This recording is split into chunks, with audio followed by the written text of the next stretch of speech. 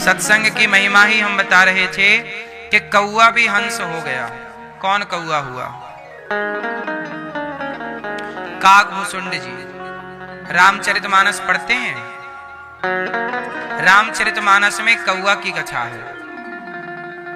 काकभूषुंड जी उनका नाम है। काकभूषुंड जी वही हैं जिन्होंने भगवान श्रीमन नारायण के वाहन गरुण, ये उन दिनों की बात है, आओ पूरी बात समझा देते हैं। जब भगवान राम को नाग पास में बांध दिया,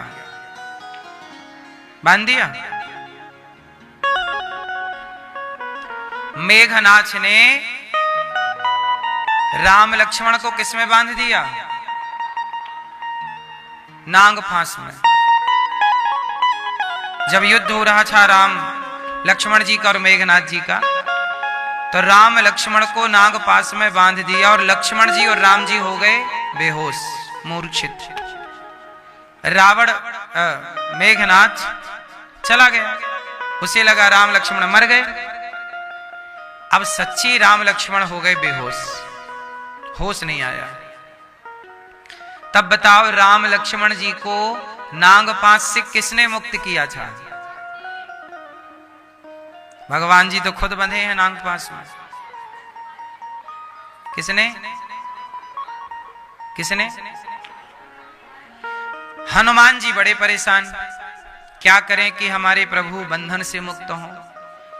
तब बताया किसी ने कि सांपों के जहर को गरुण जी उतार सकते हैं। सांप के जहर को गरुण जी ठीक कर सकते हैं। सोचिए हनुमान जी भी नहीं कर पाए, और ये एक प्रकार की लीला थी। नहीं कर पाए ऐसा कहना अपराध हो जाएगा, लीला थी। हनुमान जी को प्रेरणा हुई कि आप गरुण जी को लाओ। अब हनुमान जी गए बैकुंठ, गरुण जी को लाए। गरुण जी सदा भगवान के सामने होते हैं, इसलिए प्राचीन मंदिरों में देखा होगा मंदिर के ठीक सामने गरुण स्तंभ होता है। कौन सा स्तंभ? जगन्नाथ जी जाएंगे तो जगन्नाथ जी के मंदिर के ठीक सामने गरुण स्तंभ है। दक्षिण के मंदिर में जहां भी जाएंगे गरुण स्तंभ मिलेगा। ये भगवान का वाहन है। अब गरुण जी को हनुमान जी बोले कि चलो।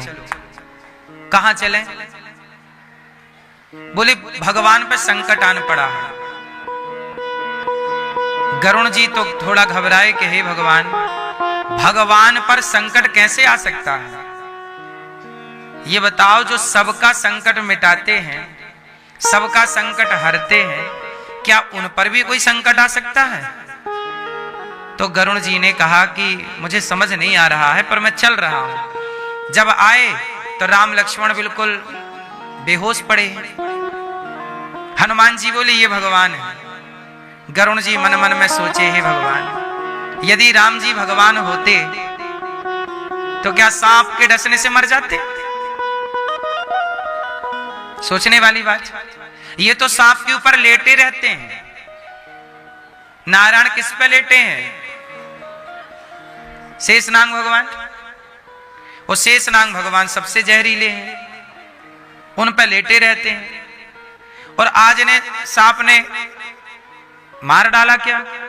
गरुण जी ने नाग के पास को तो काट दिया, नागों को तितर बितर कर दिया, हटा दिया, जहर भी उतर गया। राम जी उठ के बैठ भी गए, गरुण जी का धन्यवाद किया। पर गरुण जी जब चले, मैया बहुत ध्यान से सुनना मेरी माँ, आप लोग सावधान होंगे तो अच्छा लगेगा, शोर शराबा ना कीजिएगा। गरुण जी राम के नागपाश को काट करके बैकुंठ नहीं गए। कहां गए? शिव जी के पास, ब्रह्मा जी के पास। हे ब्रह्मा जी, बताओ कि राम भगवान है कि नहीं? मुझे तो लगता है कि नहीं है, क्योंकि भगवान होते तो नाग में थोड़ी बंध जाते। भगवान को भी बांध सकता है? ब्रह्मा जी बोले, ब्रह्मा जी समझ गए कि इनको भी बुखार पकड़ लिया है।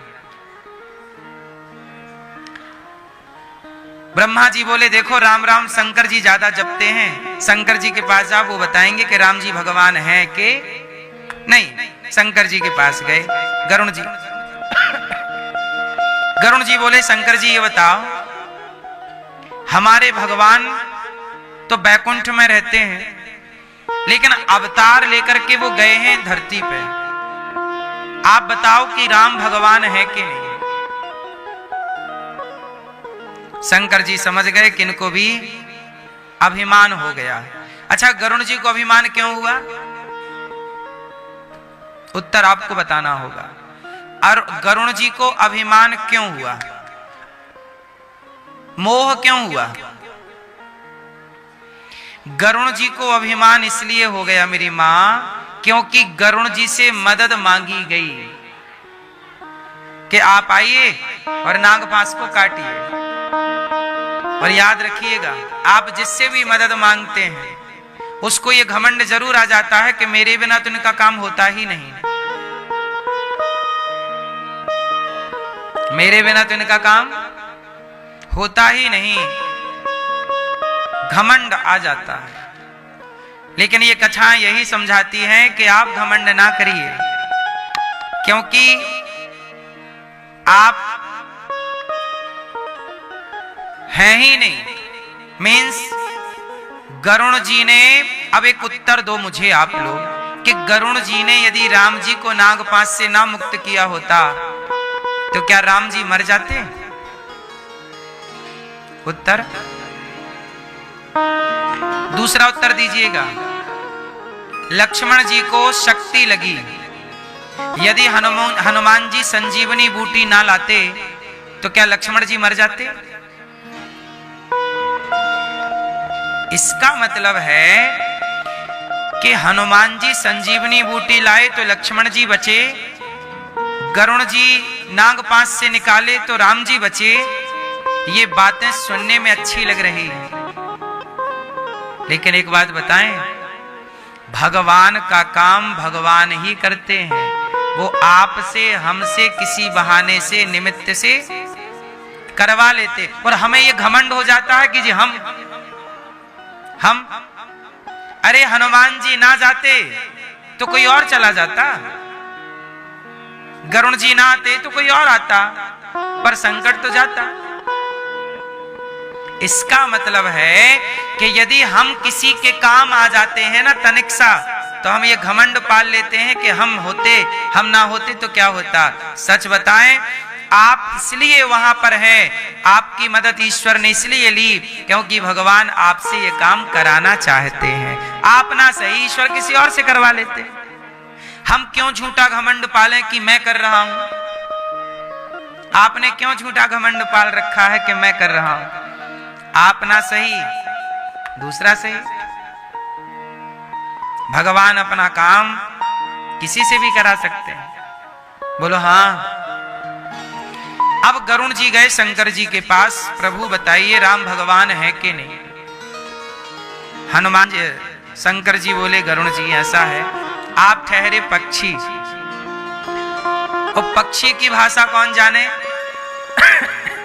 पक्षी की भाषा खग जाने, खग ही की भाषा। आप जाइए कागभूषुंड जी के पास। अब गरुण जी को कहां भेज दिया? कौआ के पास।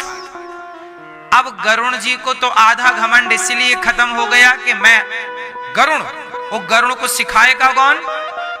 कौआ। अब तो गरुण जी का घमंड यही आधा कि मुझे कौआ सिखाएगा। गए कागभूषुंड जी के पास। कागभूषुंड जी के चरणों में बैठे गरुण जी, और गरुण जी ने कहा कि आप बताइए कि राम कौन है। तो याद रखिएगा, गरुण जी और कागभूषुंड जी का ये जो प्रश्नोत्तर है, इसी को आप लोग कहते हैं रामायण, रामचरितमानस। राम का पूरा यहीं से शुरू हुआ सब कुछ, यहीं से राम की कथा प्रकट हुई, यही जननी है। कथा की। गरुण जी ने, कागभूषुंड जी ने सुनाई गरुण जी को। राम कथा किसने किसको सुनाई? कागभूषुंड जी ने गरुण जी को सुनाई। और जब गरुण जी ने सुना, कागभूषुंड जी बोले कि मैं भी एक बार ऐसी अभिमान में पड़ गया था, पर प्रभु ने मुझे ठीक ठीक समय पर समझा दिया। बस ये समझ लो कि भगवान, कई बार यदि आपको घमंड आ जाए किसी बात का, तो समझ लेना कि ठीक नहीं। इसलिए हम कहते हैं कितने भी उपलब्धि पाओ, कितना भी वैभव धन धान्य पाओ, पर कभी किसी चीज का अभिमान ना कीजिएगा। मैं नहीं हूं फ्रंट पर, भगवान मेरे द्वारा, आपके द्वारा कराते हैं। तो कौआ भी विद्वान होके कथा सुना, आज भी कथा चल रही है उनकी नीलगिरी पर्वत पर। रामचरितमानस में सारी बातें लिखी हैं गोस्वामी तुलसीदास जी ने। इसलिए राम हमारी और आपकी बुद्धि से परे हैं, राम अतर्क हैं। समझ में आई कुछ नहीं? इसलिए जब आप लोग लंबा सत्संग करेंगे तब कुछ समझ पाएंगे, लेकिन इन 7 दिनों में भी आप बहुत कुछ समझ पाएंगे। भागवत सुनने आए हैं, बहुत कुछ समझ पाएंगे। भागवत किसने लिखी, क्यों लिखी, कहां लिखी, सुनो। भागवत जी सबसे पहले भगवान नारायण ने ब्रह्मा जी को सुनाई। ब्रह्मा जी ने अपने पुत्र देवर्षि नारद जी को सुनाई। नारद जी ने अपने आराध्य भगवान श्रीमन्नारायण के रूप वेदव्यास जी को सुनाई, और वेदव्यास जी ने अपने पुत्र सुखदेव जी को पढ़ाई, और सुखदेव जी ने राजा परीक्षित जी को शुकताल में पहली बार जीव मात्र को सुनाई। इस तरह भागवत जी वैकुंठ से इस धरती तक पहुंची। भागवत जी के पहले वक्ता कौन है? भगवान श्रीमन्नारायण, और पहले श्रोता ब्रह्मा जी। फिर दूसरे वक्ता ब्रह्मा जी, और दूसरे श्रोता नारद जी। फिर तीसरे वक्ता नारद जी, और तीसरे श्रोता वेदव्यास जी। फिर चौथे वक्ता सुखदेव जी, और चौथे श्रोता परीक्षित जी।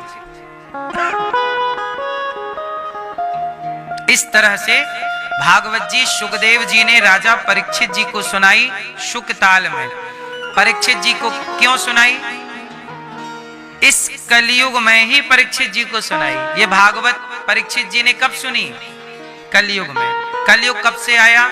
भगवान कृष्ण जब इस धरती को छोड़कर चले गए, लगभग आज से 5500 साल पहले, जब भगवान इस धराधाम को छोड़कर गए, भगवान कृष्ण वैकुंठ गए, तो भगवान के जाते ही कलयुग आ गया, और कलयुग ने यहां पर हाहाकार मचा दिया।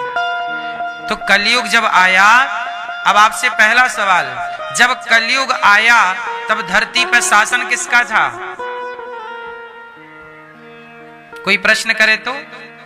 जब कलयुग आया तो धरती पर शासन किसका था? तब शासन था परीक्षित जी का। परीक्षित जी कौन है? परीक्षित जी हैं पांडवों के वंशज। पांडव कौन? पांडु पुत्र पांडव। धर्मराज युधिष्ठिर ने कौरवों को हरा करके, और राजा कौन बने? धर्मराज युधिष्ठिर। धर्मराज युधिष्ठिर क्या बने? राजा। महाभारत में कौरव हार गए, धृतराष्ट्र का राज्य खत्म, और धृतराष्ट्र के बाद राजा कौन बना? पांडव।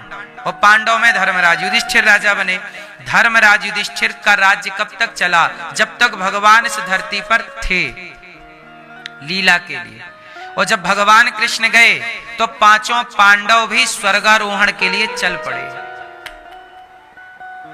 5 पांडव भी स्वर्गारोहण के लिए चल पड़े। अच्छा, पांडव जब चले तो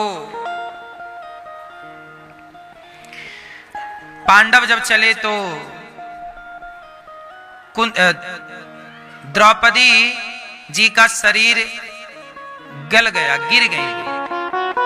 स्वर्ग की यात्रा में चले ना स्वर्गारोहण के लिए, तो स्वर्ग कौन पहुंचा? द्रौपदी ना पहुंच पाई, रास्ते में गिर गई। क्यों? क्योंकि ये 5 पतियों में सबके साथ समान प्रेम इनका नहीं था, ये प्रेम में भेद करती थी द्रौपदी, इसलिए इन्हें सात शरीर स्वर्ग नहीं जाने को मिला, है ना। ये भीम से ज्यादा प्रेम करती थी। आगे चले, सहदेव भी गिर गए। सहदेव भी सात शरीर नहीं गए। नकुल भी गिर गए, क्योंकि इन्हें अपनी सुंदरता का, अपनी बल विद्या का अभिमान था। भीम भी गिर गए, अर्जुन भी गिर गए। अर्जुन क्यों? अर्जुन भी क्यों नहीं गए सात शरीर स्वर्ग? देखो, गए सब स्वर्ग, गए सब वैकुंठ, पर शरीर के साथ नहीं गए। बात समझ में आ रही है? सात शरीर नहीं गए, इस शरीर को लेकर नहीं गए। इनका सब हिमालय में शरीर गिरता गया, सबका। अर्जुन का शरीर गिरा। अच्छा, अर्जुन क्यों गिरे? कहते हैं कि अर्जुन इसलिए गिर गए क्योंकि अर्जुन ने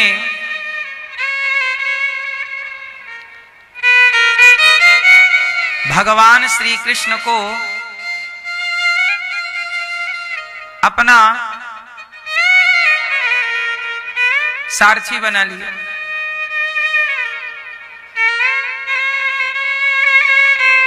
और सारथी जब बने भगवान श्री कृष्ण, तो अर्जुन भगवान को आदेश, देखो एक दृष्टि के हिसाब से तो ठीक है, भगवान की दयालुता है, ये तो भगवान का बड़प्पन है कि वो आपके नौकर भी बनने को तैयार है। भाई ड्राइवर तो नौकर ही होता है। अर्जुन के नौकर बन गए, ड्राइवर बन गए, चल तेरा रथ चलाता हूं मैं।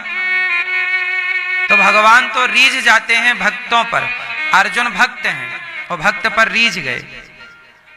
पर सात शरीर क्यों नहीं गए? सात शरीर ना जाने के बहुत सारे कारण हैं। आगे चले तो भीम का शरीर भी गिर गया। धर्मराज युधिष्ठिर बस गए, लेकिन उनके संग एक कुत्ता था, कुत्ता भी चला गया। अच्छा, वो कुत्ता कौन था? वो कुत्ता भी धर्म ही था, धर्म ही कुत्ते के रूप में चल रहा था। धर्मराज युधिष्ठिर से बोला गया, जब ये स्वर्ग गए तो स्वर्ग में रोका गया, बोले अंदर आप आओ, ये कुत्ते को बाहर करो। धर्मराज युधिष्ठिर को बोला गया कि आप अंदर आओ, आप बाहर कुत्ते को करो, कुत्ता नहीं आएगा अंदर।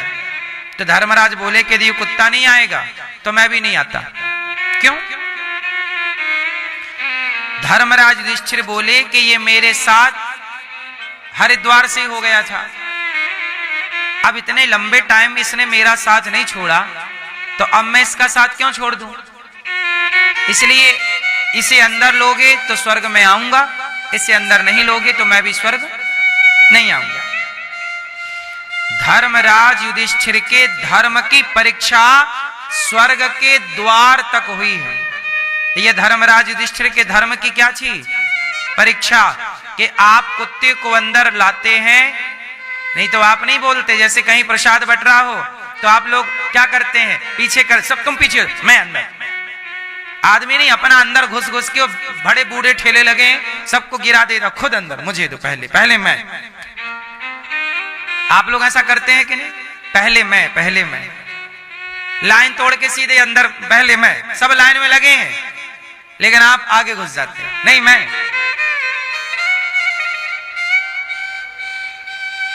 धर्मराज युधिष्ठिर कहते हैं कि पहले मैं नहीं, पहले ये कुत्ता। क्यों? क्योंकि इसने मैं से नहीं लाया। देखो कई बार क्या होता है, आप चलते हैं ना, आपके पीछे कुत्ता लग जाता है, वो भी चलता रहता है आपके साथ साथ। तो धर्मराज बोले कि देखो ये मेरे साथ हरिद्वार से हो गया था, और लंबे टाइम तक हम लोग हम लोगों के साथ रहा, सब गिरते चले गए, रास्ता बड़ा कठिन था, सब हार गए, पर ये कुत्ता नहीं हारा। और जब ये कुत्ता ने मेरा साथ नहीं छोड़ा, तो अब स्वर्ग के द्वार पर मैं इस कुत्ते का साथ कैसे छोड़ दूं? तो धर्मराज युधिष्ठिर ने जब ये बात कही, तब वहां देवताओं के राजा इंद्र ने प्रकट होकर के और स्वर्ग में स्वागत किया धर्मराज युधिष्ठिर का। आओ महाराज आओ। आपने धर्म यहां भी नहीं छोड़ा, स्वर्ग के द्वार तक। लेकिन थोड़ी देर के लिए धर्मराज युधिष्ठिर को भी नरक का दर्शन करना पड़ा था। क्यों करना पड़ा था? धर्मराज युधिष्ठिर को भी नरक का दर्शन करना पड़ा। क्यों? केवल इसलिए कि धर्मराज युधिष्ठिर ने भगवान कृष्ण की बात नहीं मानी थी। क्या भगवान ने कहा था कि कह दो अश्वत्थामा मारा गया? उन्होंने अपने से एक लाइन जोड़ दी कि अश्वत्थामा मारा गया, नरोबा कुंजरोबा। भगवान की जस की तस बात पर उन्होंने अमल नहीं किया। इसलिए अच्छा, इसका दूसरा भाव यह है कि धर्मराज युधिष्ठिर को नरक इसलिए जाना पड़ा कि नरक में जो प्राणी थे वो धर्मराज युधिष्ठिर के दर्शन करते ही वो नरक से निकलकर सब भगवत धाम जाने के अधिकारी हो जाएं, उन्हें नरक की यातनाओं से मुक्ति मिल जाए, इसलिए भी इन्हें जाना पड़ा। ये दो बातें हैं।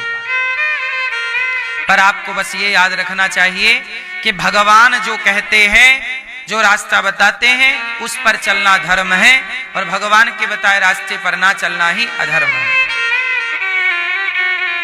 भगवान कहते हैं कि यहां सच बोल दो, तो वहां सच बोल देना चाहिए। भगवान कहते हैं यहां झूठ बोल दो, वहां झूठ बोल देना चाहिए। यही धर्म है। सच बोलना भी धर्म है और झूठ बोलना भी कई बार धर्म हो जाता है। क्यों झूठ बोलना चाहिए कि नहीं? क्यों मैया झूठ बोलना चाहिए कि नहीं? आप बताओ।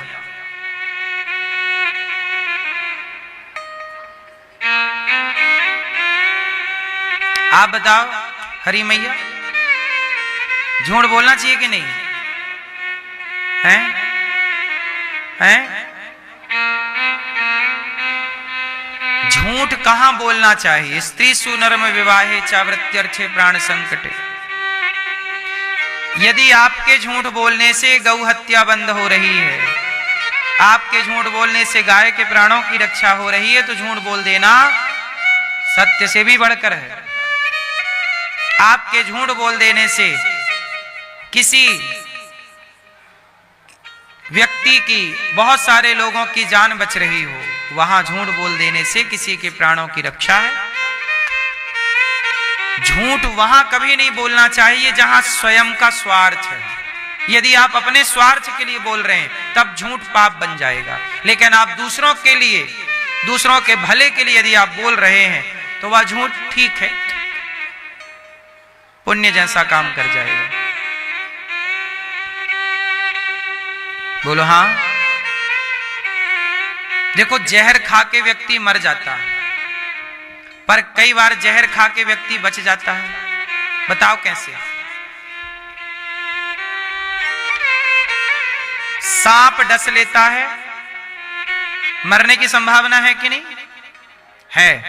लेकिन आपको पता है सांप का जहर बहुत सारी दवाइयों में प्रयोग होता है। पता है ये बात आपको?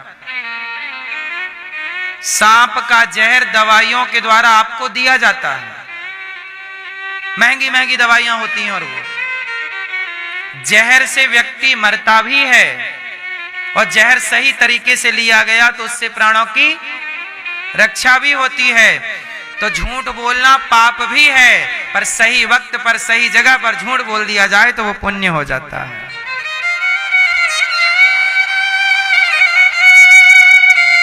है ना? इसलिए मैया कहां चली मेरी मां?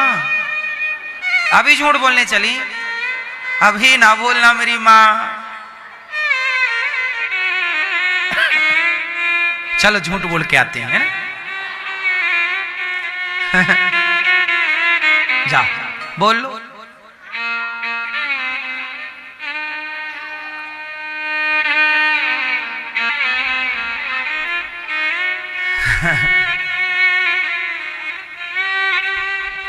क्या बोलना चाहिए हमें? सच बोलना चाहिए, परंतु राष्ट्र हित में, गौ माता के हित में, समाज के हित में यदि झूठ बोलना पड़े तो वह झूठ भी सच ही है, जहां स्वयं का स्वार्थ ना हो। बस ये याद रखिए, यदि आपने तनिक भी अपने स्वार्थ को जोड़कर झूठ बोला तो वह पाप ही है। झूठ बोलना सबसे बड़ा पाप बोला गया। सत्य बराबर तप नहीं, झूठ बराबर पाप। सबसे बड़ा पुण्य सच है और सबसे बड़ा पाप झूठ। सत्य बराबर तप नहीं, झूठ बराबर पाप। जाके हृदय सांच है, प्रभुता के हृदय आप। धर्म न दूसर सत्य समाना, आगम निगम पुराण बखाना। नहीं असत्य सम पातक पुंजा। असत्य से बड़ा, झूठ से बड़ा कोई पाप शास्त्रों ने नहीं बताया। शास्त्र झूठ से बड़ा कोई पाप किसी और को नहीं बताते, झूठ को ही सबसे बड़ा पाप बताते हैं। इसलिए धर्म के विषय में जानना सत्संग के द्वारा, अध्ययन के द्वारा, गुरु चरणों में बैठकर ही जान हम पाएंगे कि क्या सही है, क्या गलत है, कब क्या बोलें, कब क्या ना बोलें। तो भागवत जी राजा परीक्षित जी को, तो हम आपको केवल ये समझा रहे हैं कि धर्मराज युधिष्ठिर जब गए तो धर्मराज युधिष्ठिर के जाते ही इस कलयुग के राजा बने परीक्षित। ये परीक्षित कौन है? अर्जुन के बेटे हैं अभिमन्यु। अभिमन्यु तो मारे गए महाभारत में। अभिमन्यु की पत्नी गर्भवती थी उत्तरा, उनके पुत्र हुए परीक्षित। वही परीक्षित हैं ये। इन्हें लग गया शाप, 7 दिन में मरना पड़ेगा इनको। इन्होंने क्या किया? एक संत जी के गले में सांप डाल दिया। इन्हें लगी प्यास तो एक कुटिया में चले गए, संत जी से पानी मांगा। संत जी पानी देने को मना तो नहीं कर रहे थे, पर वो समाधि में डूबे थे। उन्हें पता ही नहीं कि मेरे द्वार पे कोई आया, वो ध्यान में थे। तो उन्हें लगा राजा परीक्षित जी को कि साधु मेरा अपमान कर रहा है। तो राजा परीक्षित जी ने संत के गले में एक मरा हुआ सांप डाल दिया। तो समीक जी के गले में सांप डलने से उनके पुत्र सुखदेव जी ने, उनके पुत्र श्रृंगी ऋषि ने शाप दे दिया, इति लंघित मर्यादम तक्षका सप्तमे हनि। हे परीक्षित, आपने संतों का अपमान करना चाहिए था आपको, लेकिन आपने संतों का तिरस्कार किया है। जाओ, हम आपको शाप देते हैं कि आपने संतों का सांप डालकर अपमान किया, सांप के डसने से ही आपकी मृत्यु होगी। हम आपको शाप देते हैं। और आज से सप्तमे हनि, आज से 7वें दिन आपको तक्षक डसेगा। राजा परीक्षित जी को पता लगा कि मुझे शाप लग गया। राजा परीक्षित जी ने तुरंत अपने पुत्र जनमेजय को राजा बना करके और शुकताल आए, जहां सुखदेव जी प्रकट हुए। तत्रा भवद भगवान व्यास पुत्रो। और सुखदेव जी से कहा परीक्षित जी ने, मुझे 7 दिन में मरना है, मैं क्या करूं? तो जिसे 7 दिन में मरना हो, जिसके जीवन में आयु कम बची हो, वो क्या करे? सुखदेव जी बोले कि जो भागवत सुन लेता है वह मोक्ष का अधिकारी हो जाता है। परीक्षित जी, तुम भागवत सुन लो, हम तुम्हें 7 दिन में भागवत सुनाएंगे और तुम्हें शाप से मुक्त करके मोक्ष का अधिकारी बना देंगे। किसी की दुआ, बद्दुआ, शाप इत्यादि जीवन में हो तो भागवत सबको समाप्त कर देती है।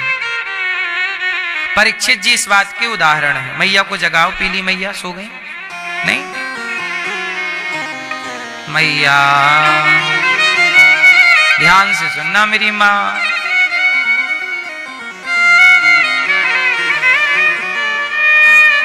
परीक्षित जी ने प्रेम से भागवत सुनी। अच्छा, भागवत जी में क्या है महिमा? पहले 6 अध्यायों की सुनो।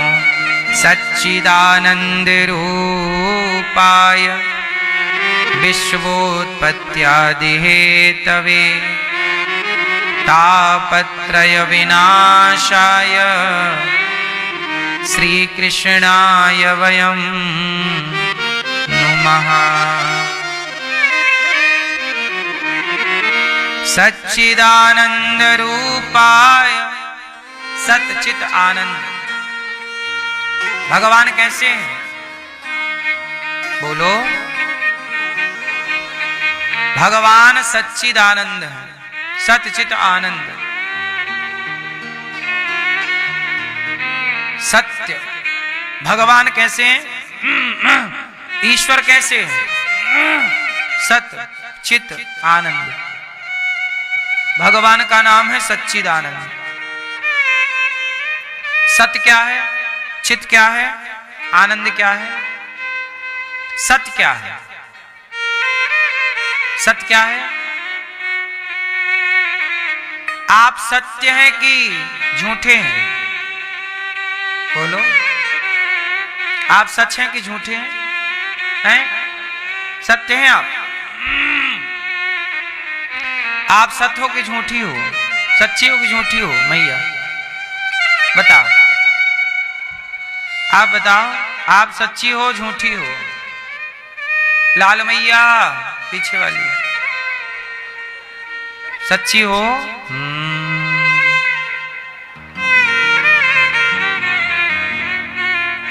आप सच्चे हैं झूठे हैं? मैया सच्चे। आप सच, आप सच्चे हो? सुनो, याद रखना, इस धरती पर केवल भगवान सच्चे हैं, हम सब झूठे हैं। क्यों झूठे हैं? क्योंकि हम सब बदल रहे हैं। सच कभी बदलता नहीं है। जो ना बदले वो सच है, जो बदल जाए वो कहाँ सच है। आप लोग पैदा हुए तब कैसे थे? जवानी में कैसे थे? अब कैसे हो? आपकी तस्वीर देख लो 5 साल पुरानी, 10 साल पुरानी, आज की तस्वीर से मिलाना, आप बदले बदले मिलेंगे। आप बदल रहे हैं, हर दिन बदल रहे हैं, पर वो बदलाव इतना सूक्ष्म है कि आपको पकड़ में नहीं आता जल्दी से, लेकिन फिर भी एक टाइम बाद तो बदलाव दिखता ही है। लड़कपन, जवानी, बुढ़ापा, ये बदलाव ही तो है। इसलिए जगन मिथ्या, उमा कहाँ हूं मैं अनुभव अपना, सत हरि भजन जगत सब सपना। ये संसार स्वप्नवत है, झूठा है। हम भी संसार के प्राणी हैं, हम में परिवर्तन है। इसलिए सच्चे कौन? भगवान। इसलिए कहते ना, भगवान ही सत्य है, ईश्वर सत्य है। हम परिवर्तनशील लोग हैं, हम में परिवर्तन होता रहता है। इसलिए कहता हूं, झूठे लोगों से दिल क्या लगाना, सच्चे भगवान में दिल लगाओ, मन लगाओ, कल्याण इसी से होना है। जगत तो झूठा है, क्या झूठी दुनिया में दिल लगाना, क्या झूठों को अपना कहना। सच्चे भगवान है, उन्हें अपना संबंध ईश्वर से जोड़ो। कुल मिला के ये निष्कर्ष है। बात समझ में आई कि नहीं? सत चित, चित मीन्स प्रकाश, ईश्वर सबके पास है।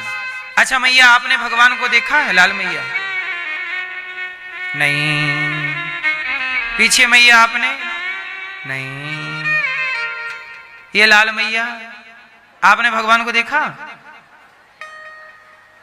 आपके पड़ोस में रहते हैं?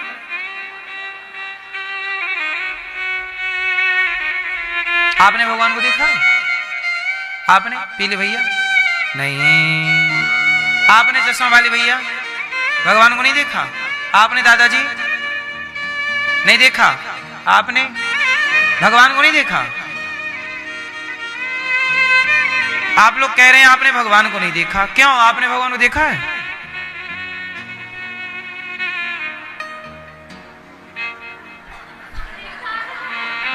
हैं? नहीं? आप लोग कह रहे हैं हमने भगवान को नहीं देखा, कुछ लोग कह रहे नहीं देखा, कुछ लोगों ने कहा देखा है। अब आप ही बताओ, ये भैया चारों कह रहे हैं हमने नहीं देखा। ये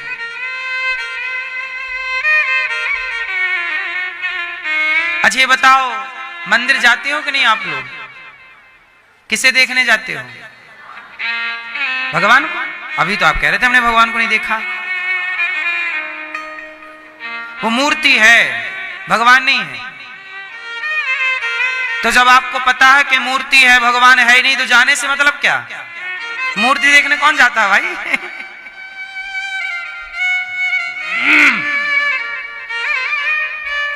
क्यों? क्या सही है? मंदिर में मूर्ति है कि भगवान है, पहले ये कंफर्म कराओ। यदि मूर्ति है तो जाना बेकार है, और भगवान है। देखो ऐसा है, मानो तो मैं गंगा मां हूं, ना मानो तो बहता। मंदिर में मूर्ति नहीं है भैया, मंदिर में प्रहलाद जी ने खंबे की ओर देखा। हिरण्यकश्यप ने कहा, कहां तेरा भगवान? मुझे तो नहीं दिखता। देखो, दो आंखें होती हैं, दो दृष्टिकोण हैं। हिरण्यकश्यप कहता है मुझे नहीं दिखता भगवान, और प्रहलाद कहते हैं मुझे दिख रहे हैं भगवान। इसका मतलब यह हुआ कि हिरण्यकश्यप की आंखों से देखोगे तो खंबा नजर आएगा, पर प्रहलाद की आंखों से देखोगे तो खंबा में भगवान नजर आएंगे। बात सही है? तो भगवान कहां नहीं है? अब आप कहो कि ये तो मूर्ति है, आपने ठीक कहा मूर्ति है, परंतु उसी खंबे से, अरे चलो मूर्ति की तो प्राण प्रतिष्ठा भी होती है, पर उस खंबे की तो प्राण प्रतिष्ठा भी नहीं हुई थी जिस खंबे से प्रहलाद के लिए नरसिंह भगवान प्रकट हुए थे। हुई थी प्राण प्रतिष्ठा? फिर भगवान मूर्ति में नहीं होते, मंदिर में नहीं होते, कण कण में नहीं मेरी मां। भगवान तो भक्त के विश्वास में है। यदि विश्वास से कह दिया